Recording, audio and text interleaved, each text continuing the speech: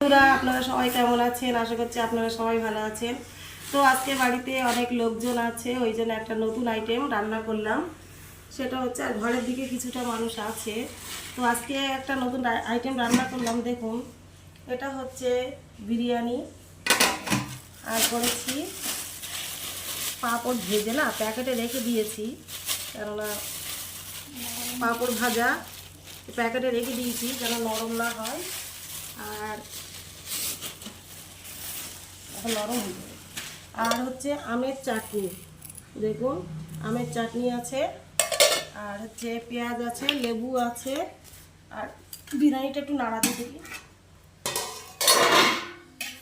খুব সুন্দর গন্ধ আসছে।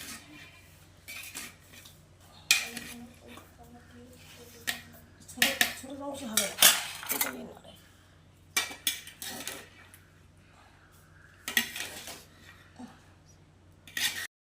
বিরিয়ানিতে কোনো ফুড কালার ব্যবহার করেনি, খুব সুন্দর একটা গন্ধ, শুধু ওই মাংসের গ্রেভিটার কালারই হয়েছে না? হ্যাঁ, আর গন্ধটা দেখ কি সুন্দর, দারুণ বার হচ্ছে।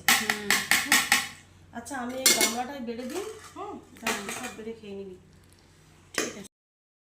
তো আমি আগে গামলাটাই বেড়ে নিয়েছি, কেননা একসাথে ঠান্ডা হয়ে যাবে, এই জন্য অল্প করে বেড়ে নিয়েছি।